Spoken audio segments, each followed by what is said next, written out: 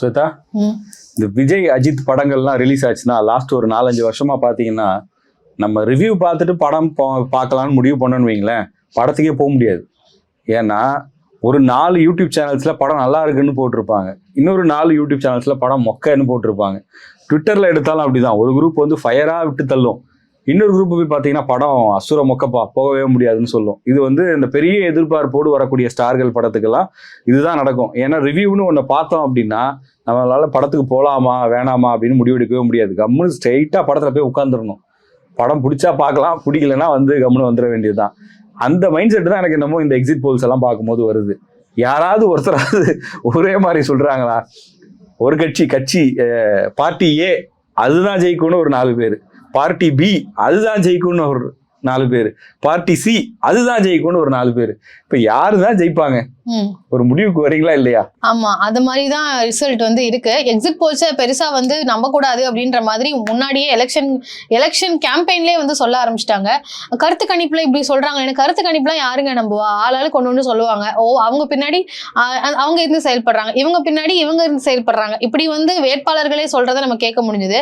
Exit போல்ஸை பொறுத்த வரைக்கும் பெரிய அளவு வந்து நம்பகத்தன்மையோட இருக்காது அப்படின்றது தான் வந்து நிறைய பேருடைய கருத்து. நம்பகத்தன்மைன்றதை தாண்டி அது வந்து ஒரு டெக்னிக்கலா எடுக்கிறது தானேங்க, அதை வச்சுலாம் எப்படி ஒரு ரிசல்ட்டை வந்து சொல்ல முடியும் அப்படின்னு சொல்லி விட்டுறது. இதுக்கு முன்னாடி எல்லாம் எக்ஸிட் போல்ஸ் ஏன் வந்து மேட்டரா இருந்துச்சு அப்படின்னா, எவ்வளவு நம்பர்ஸ் அப்படின்றத தாண்டி இவங்க தான் வெற்றி அப்படின்றத வந்து யூகிக்கிற வகையில இருந்துச்சு. ஏன்னா அதிமுகவா திமுகவா அப்படி வரும்போது அது ஒரு இன்ட்ரெஸ்டிங் ஃபேக்டரா இருந்தது. இப்போ வந்து பாத்தீங்கன்னா இது எக்ஸிட் போல்ஸை வந்து பெருசா அவங்க இன்ட்ரெஸ்டிங்காவே எடுக்கிறது இல்ல. இதுக்கு வந்து ஒரு பெரிய வரவேற்பு வந்து இந்த தேர்தலில் இருக்கு. அதுக்கு முக்கிய காரணம் என்னன்னு பாத்தீங்கன்னா தாவேகா தான். விஜய்க்கு எவ்வளவு சீட் போகுது அப்படின்றதுல ஒரு எக்ஸ்ட்ராவான ஒரு எதிர்பார்ப்பு, ஒரு எக்ஸ்பெக்டேஷன் அப்படின்றது இருக்கு. விஜய் வந்து நிறைய வாக்குகள் வாங்குவாரா இல்ல சீட்டே வாங்க மாட்டாரா? சில பேர்லாம் வந்து அவர் பெர்சன்டேஜ் வரும் ஆனா சீட்டு வராது அப்படின்னு சொன்னாங்க. சில பேர் வந்து அவர் தான் வின் பண்ணுவாரு, நெக்ஸ்ட் சிஎம்ஏ அவர் தான் அப்படின்னு சொன்னாங்க. சில பேர் செகண்ட் பிளேஸ் அதிமுக அவ்வளவுதான் அப்படின்னு சொன்னாங்க. இப்படி ஒவ்வொருத்தவங்க ஒவ்வொரு கருத்து வைக்கும் போது சரி எக்ஸிட் போல்ஸும் என்ன கருத்து வைக்குது அப்படின்னு நம்பர் 4 தான் அதை பாக்குறாங்க. பக்கத்து வீட்டுக்காரங்க ஒண்ணு சொல்லுவாங்க, சரி அவங்க மதிக்கிற ஒரு ஆள் ஒன்று சொல்லுவாங்க, அவங்களோட பெரிய ஆள் ஒருத்தவங்க ஒன்று சொல்லுவாங்க, சரி எக்ஸிட் போலும் என்ன சொல்லுது அப்படின்ற ஒரு ரேஞ்சில் தான் இப்போ எக்ஸிட் போல வச்சிருக்காங்க. ரிசல்ட் வரைக்கும்லாம் வந்து அதை யாரும் வந்து கணக்கு எடுக்கிறது கிடையாது. ஸோ ரிசல்ட் அன்னைக்கு வந்தாதான் அதுக்கு வந்து ஃபிக்ஸடு. அது வரைக்கும் இந்த கம்பெனிஸ் எடுக்கிறதுலாம் வந்து சும்மா டெக்னிக்கலா எரர் இருக்கலாம், இல்லை அவங்க யாருடைய சார்பிலையும் இயங்குறவங்களா இருக்கலாம் அப்படின்ற ஒரு புரிதல் இங்கே எல்லாருக்குமே இருக்கு. அப்படிதான் எக்ஸிட் போல பார்க்கவும் செய்யறாங்க. ஏன்னா இந்த எலெக்ஷன்ல இந்த எக்ஸிட் போல்லே பார்த்தீங்கன்னா டிஎம்கே மெஜாரிட்டியா வின் பண்ணுவாங்கன்னு சொல்றாங்க. தொங்கு சட்டசபையெல்லாம் இருக்காது அப்படின்னு ஒரு பக்கம் தொங்கு சட்டசபையும் இருக்கலாம். ஏன்னா டிவிக்கே வந்து ஈக்குவலா வின் பண்ற மாதிரியும் டிவிக்கே அதிகமான வாக்கு வாங்குற மாதிரி ஒரு இடத்துல இருக்கு, ஏடிஎம்கே தான் வந்து வின் பண்றாங்கன்னு ஒரு இடத்துல இருக்கு. இப்படி எல்லாம் மாத்தி வர்றதுனால இது பாக்குறதுக்கு கொஞ்சம் இன்ட்ரெஸ்டிங்காவும் அதே சமயம் கன்ஃபியூசிங்காவும் இருக்கு. இதுல சொல்லாத ஒரு விஷயம் அப்படின்னா நாம் தமிழர் ஆட்சிக்கு வரும்னு சொல்லல, இல்லன்னா சசிகலா ராமதாஸ் கூட்டணி பெரிய அளவுக்கு ஜெயிக்கும்னு சொல்லல. இந்த வாட்டி நாம் தமிழர் சீட்டை வின் பண்றாங்கன்னு போட்டிருக்காங்க. ஆனா அதையும் சொல்லிருக்காங்களா? சொல்லிருக்காங்க. அப்ப எல்லாத்துலயும் ஒவ்வொன்னு. இந்த ஆக்சுவலா ஒரு காமெடி வரும் தெரியுமா, தென்னை மரத்துல ஒரு குத்து பனைமரத்துல ஒரு குத்து, அந்த மாதிரி ஓட்டு போடும்போது அந்த வடிவேல் காமெடி ஒண்ணு சொல்லிருப்பாங்க, மூக்குல குத்து அப்படின்னு சொல்லிட்டு கூட்டிட்டு போயிருவாரு. இந்த மாதிரி எக்ஸிட் போல்ஸே அப்படிதான் வந்திருக்குன்னு எனக்கு தோணுது. ஏன்னா இதுல ஒரு சார்புத்தன்மை இருக்கோன்ற சந்தேகம் வந்து இயல்பாவே மக்களுக்கு வருது. நம்ம லைவ்ல பேசும்போது கூட சொல்லியிருந்தோம், ஜனங்க வந்து பொதுவா தேர்தலுக்கு முந்தைய கருத்து கணிப்புகளை சந்தேக பார்வையோட பார்த்தாங்க. ஏன்னா அது வந்து ஒரு நோக்கத்தோட எடுக்கப்படுது, அந்த கருத்து கணிப்பை வச்சு மக்கள் மனசை மாத்துறதுக்காக பண்றாங்கன்னு சந்தேகம் இருந்துச்சு. எக்ஸிட் போல்ஸ் அப்படி கிடையாது. தேர்தலெல்லாம் முடிஞ்சு போச்சு, நீ என்ன பேசினாலும் வரப்போற ரிசல்ட் தான் வரப்போகுது. இதுலயாவது ஒரு மாதிரி தெளிவான கிளியரா இல்ல சந்தேகத்துக்கு இடமளிக்காத வகையிலான முடிவுகள் வரும்னு பார்த்தா வரல. ஏன்னா இதுக்கு இன்னொரு காரணமும் நம்ம பார்க்கலாம். இதுலயும் வந்து ஒரு பெரிய போட்டி வந்துருச்சு. முன்னாடி எல்லாம் பாத்தீங்கன்னா ஒரு 3 நிறுவனங்கள் இல்ல அதிகபட்சம் ஒரு 4 நிறுவனங்கள் மட்டும்தான் கருத்து கணிப்புகளே பண்ணுவாங்க. ஆனா இன்னைக்கு கிட்டத்தட்ட ஒரு 10 நிறுவனங்கள் பண்ணிருக்கு. இதுல ஒவ்வொருத்தருடைய கிரெடிபிலிட்டி என்ன, இவங்க எவ்வளவு பேர்கிட்ட எடுத்தாங்க. சில நிறுவனங்கள்லாம் நான் பார்க்குறேன் மக்கள் தொகை கணக்கெடுப்பு மாதிரி எடுத்து போட்டு வச்சிருக்கிறாங்க.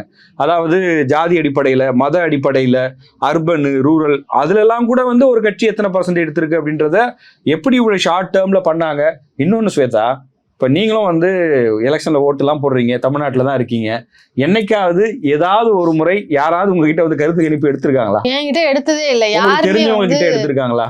அப்படின்னு யாருமே சொன்னதே இல்ல. நானும் வந்து இத்தனை தேர்தலில் ஓட்டு போட்டிருக்கேன், மீடியாலயும் இருக்கேன், இதுவரையும் ஒருத்தர் கூட என்கிட்ட வந்து கருத்து கணிப்பு எடுத்து நான் பார்த்ததே இல்லை. எனக்கு அதே தெரிஞ்சவங்க மாதிரி கேட்டதே இல்லை. யார்கிட்ட கேட்டாலுமே எடுத்தது இல்ல. எல்லாரும் வந்து நம்மகிட்ட வந்து கேக்குறாங்க. நம்ம ஏதோ வந்து கருத்து கணிப்பு எடுக்கிறவங்கள வேலை செய்யற மாதிரியும், நான் யாருங்க ஜெயிப்பாங்க யார் ஜெயிப்பாங்கன்னு ஏதோ ரிப்போர்ட்டர்ஸ் கிட்ட வந்து இந்த மாதிரி கேட்கறது அப்படின்றது வாடிக்கையா இருக்கு. பக்கத்து வீட்டுக்காரங்களை தொடங்கி ஊர்காரங்கள இருந்து போன் பண்ணி வரைக்கும் வந்து கேக்குறாங்க. ஆனா இது வரைக்கும் எந்த ஒரு கருத்து கணிப்பும் வந்து நம்ம கிட்ட வந்து கேட்கறதோ இல்ல பொதுமக்கள்கிட்டயுமே வந்து கேட்டிருந்தா அவங்களே வந்து சொல்ல போறாங்க. பக்கத்து வீட்டுல இருக்கிறவங்களும் இந்த மாதிரி ஏதாவது ஒரு இன்ஃபர்மேஷனாவது கொடுத்துருப்பாங்க. யாருக்குமே வந்து எடுக்கல. ஆனா இந்த கருத்து கணிப்பு ரிசல்ட் மட்டும் வந்துகிட்டே இருக்கு. அப்ப எங்கதான் எடுக்கிறாங்கன்னு தெரியலையே. அதுக்கு தனியான குழு இயங்கிட்டு இருக்கு அப்படின்னு சொல்றாங்க. தமிழ்நாட்டுல யாரு ஜெயிப்பாங்க அப்படிங்கறத தமிழ்நாட்டை தவிர மத்த எல்லா இடத்துலயும் எடுத்திருக்காங்களா என்னன்னு தெரியல. ஏன்னா எந்த இடங்களையும் நம்ம அப்படி பாக்குற மாதிரியே தெரியல. ஏன்னா நம்ம வந்து அதை குறைச்சு மதிப்பிடல. இப்ப நியாயமான முறையில கருத்து கணிப்பு எடுக்கிறவங்க இருப்பாங்க. பட் ஆனா என்ன அப்படின்னா இன்னைக்கு பெரிய அளவுக்கு இவ்வளவு பெரிய டிஃபரன்ஸ் வருது. இப்ப எலெக்ஷன் ரிசல்ட் வரட்டும் பாருங்களேன். இப்ப இன்னைக்கு கூட வந்து ஒவ்வொன்றும் ஒவ்வொரு மாதிரியா இருக்கு. எலெக்ஷன் ரிசல்ட் வரும்போது தான் எந்த அளவுக்கு இவங்க வந்து சரியா எடுத்திருக்காங்க, எந்த அளவுக்கு மக்கள் நினைக்கிறதை இவங்க கணிச்சு சொல்லியிருக்காங்க அப்படிங்கிறத நம்ம தெரிஞ்சுக்கலாம். ஏன்னா கணிப்பு அப்படிங்கிறது ஒரு தோராயமா சொல்றது தான். யார் ஆட்சிக்கு வருவா அப்படின்னு சொல்லிடலாம், இல்ல குழப்பமா இருக்குன்னா தொங்கு சட்டசபைன்னு சொல்லிடலாம். ஆனா எதுவுமே இல்லாம ஒவ்வொருத்தரும் ஒண்ணு சொல்றாங்க அப்படின்னா அப்ப யார் எடுத்த கருத்து கணிப்பு உண்மையானது? இதை வந்து ஜனங்க கேட்பாங்களா இல்லையா? எங்களை பார்த்தா எப்படிடா இருக்கு உங்களுக்கு, ஆளாளுக்கு ஒண்ணு சொல்லிட்டு இருக்கீங்க. ஆனா இது என்ன அட்வான்டேஜ்னா இந்த எலெக்ஷன் ரிசல்ட் வர வரைக்கும் இந்த எல்லா கட்சிகளுக்கும் ஒவ்வொரு கையில வந்து ஒரு காரணம் கிடைச்சிருச்சு. இந்த எங்க கட்சி தான் ஜெயிக்கும், நம்மளையா பாரு இந்த கருத்து கணிப்பு சொல்லிருப்பாங்க. நீ அதை சொன்னா நான் இதை சொல்வேன், நீ இதை சொன்னா அதை சொல்லுவேன் அப்படின்ற மாதிரி இருக்கும். ஆனா இதுல இந்த 10 நிறுவனங்கள் வந்து வெளியிட்டு இருக்கக்கூடிய கருத்து கணிப்பை வச்சு பார்க்கும்போது அவங்களுக்கு எப்போ கிரெடிபிலிட்டி வரும் அப்படின்னு பாத்தீங்கன்னா அடுத்த தேர்தலில் வரலாம். யாருடைய ஒரு கணிப்பு வந்து ரிசல்ட்டுக்கு கொஞ்சம் நியர்பை வருதோ இல்ல ரிசல்ட்டுக்கு ஏத்த மாதிரியே சொல்லியிருக்கிறாங்களோ அவங்க எடுத்த கருத்து கணிப்புக்கு ஒரு வேல்யூ ஒரு கிரெடிட் வந்து ஆட் ஆகும் அப்படின்றத பார்க்க முடியுது. இது கிட்டத்தட்ட ஒரு ரேஸ் மாதிரி தான். யாருடைய இது வந்து பெஸ்டா வந்து வருதோ அதுதான் வந்து நெக்ஸ்ட் டைம் வந்து பெரிய கிரெடிபிலிட்டியோட பார்க்கப்படக்கூடிய ஒரு நிறுவனமா இருக்கும் அப்படின்றது. யார் வந்து அடுத்த ஆட்சியை பிடிப்பாங்க அப்படின்றதுல எல்லாருக்கும் ஒரு எதிர்பார்ப்பு இருக்கு. அதை வச்சு ஒரு சேலபிள் பாயிண்டா இது ஒரு விஷயம் மாறுது அப்படின்றது தான் வந்து இது மூலமா தெரியுதுன்னு சொல்லலாம். எல்லாமே ஒரு பிசினஸ்ன்னு சொல்றாங்கல்ல, அப்ப இதுவும் அந்த மாதிரி இருக்குமோ அப்படின்ற ஒரு கேள்வியும் இருக்கு. ஆமா, அதான் இப்ப அரசியல்வாதிகள்ட்ட எல்லாம் இதை பத்தி கேட்பாங்க. நாளைக்கு ஃபுல்லா பாத்தீங்கன்னா தலைவர்களை எங்கெங்கெல்லாம் பாக்குறாங்களோ நம்ம மீடியா நண்பர்கள் போய் கேள்வி கேட்பாங்க. அதுக்கு என்னென்ன பதில் சொல்லுவாங்க நான் சொல்லட்டுமா? அது கருத்து கணிப்பல்ல, கருத்து திணிப்பு அப்படின்னு சிலர் சொல்லுவாங்க. அது கருத்து கணிப்பு, கடுப்பு கணிப்பு அப்படின்னு சில பேர் சொல்லுவாங்க. இதெல்லாம் நாங்க நம்புறதே இல்லைங்க, மக்கள் தீர்ப்பு வரட்டோங்க அப்ப பாக்கலாம்னு சொல்லி எல்லாருமே இப்படி சொல்லிதான் கடந்து போவாங்க. யாருமே வந்து பாத்தீங்கன்னா அதாவது அவங்களுக்கு ஃபேவரா இருக்குன்னா ஆமா பரவாயில்ல நாங்க நம்புறது இல்ல, இருந்தாலும் எங்களுக்கு சாதகமா தான் வந்திருக்கு, அதுதான் மே 4ஆம் தேதி மே 4ஆம் தேதி தான் வரும் அப்படின்னு சொல்லுவாங்க. ஆனா அந்த எலெக்ஷன் ரிசல்ட் அன்னைக்கு வந்து இது வரைக்கும் ஒவ்வொரு தேர்தல் நம்ம வந்து அந்த யங்ஸ்டர்ஸோட பார்ட்டிசிபேஷன் பெரிய அளவுக்கு இருந்திருக்காது. இந்த எலெக்ஷன்ல பாருங்க ட்ரால்ஸ் எவ்வளவு வரப்போகுது அப்படின்னு, என்னென்னலாம் பேசுனீங்கன்னு சொல்லி எந்தெந்த அரசியல் கட்சிகள் என்னென்ன பேசுனாங்களோ அத்தனைக்கும் வந்து ட்ராலால மீமால கண்டிப்பா வந்து பதில் சொல்ல போறாங்க. அது வந்து இந்த கருத்து கணிப்பு விஷயத்துலயும் நிச்சயமா நடக்க போகுது. ஏன்னா நினைச்சதெல்லாம் சொல்லலாம், இல்ல ஒரு விருப்பு வெறுப்போட சொல்லலாம் அப்படின்றத அப்படி பண்ணக்கூடியவர்கள் எல்லாரையும் நம்ம அப்படி சொல்லல, அப்படி பண்ணக்கூடியவர்கள் மாத்திட்டாங்க அப்படின்னா இனி வரக்கூடிய நாட்கள் நல்லதுன்னு நினைக்கிறேன் நான். கண்டிப்பா சார். இப்போ இந்த எக்ஸிட் போல்ஸ் வந்து இன்னைக்குல இருந்து மே 4ஆம் தேதி வரைக்கும் வந்து ஒரு டிஸ்கஷன் பாயிண்டா நிச்சயம் அரசியல் வட்டாரத்துல இருக்கும். மக்களும் இதை கண்டிப்பா கவனிப்பாங்க. அதை வந்து மறுத்தாலும் இதுதான் வந்து உண்மை. ஏன்னா டிவிகேவுடைய ஃபேக்டர் வந்து ஒரு எதிர்பார்ப்பை வந்து தூண்டி இருக்கு. நான் வந்து வேற யாருக்கோ ஒரு ஓட்டு போட்டிருந்தாலும் டிவிகே எவ்வளவு வாங்குது அப்படின்றதுலயும் சில பேருக்கு எதிர்பார்ப்பு இருக்கு.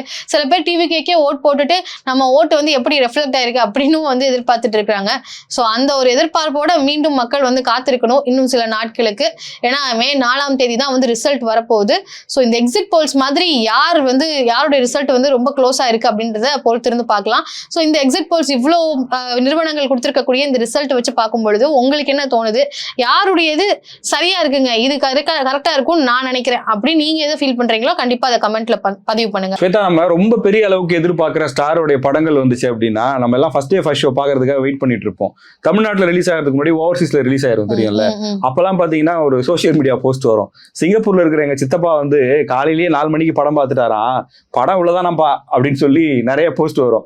இல்ல அந்த படத்தோடைய சப்போர்ட்டர் ஃபேன் அப்படின்னா அந்த ஹீரோவோட ஃபேனா இருந்தா அவர் என்ன சொல்லுவாருன்னா, யூஎஸ்ல என் ஃப்ரெண்டு ஒருத்தர் இருக்கான், அவன் வந்து முன்னாடியே படம் பார்த்துட்டான், பயங்கரமா இருக்கான், இன்டர்வல் இருக்கு பாருங்க, இன்டர்வல் அப்படி ஒரு மாசான இன்டர்வலா ஃபர்ஸ்ட் 15 நிமிஷம் படத்தை தெரிக்க விட்டுருக்காங்க, கிளைமேக்ஸ் தாங்க அல்டிமேட் அல்டிமேட்டு அப்படின்னு பில்டப் பண்ணுவாங்க. பட் படம் நம்ம போய் பார்க்கும்போது நம்ம ஒன்று தோணும் பாருங்க, என்னை பொறுத்த வரைக்கும் வந்து இந்த எக்ஸிட் போல்ஸ் அப்படிதான் இருக்க போதோ அப்படின்னு தான் தோணுது.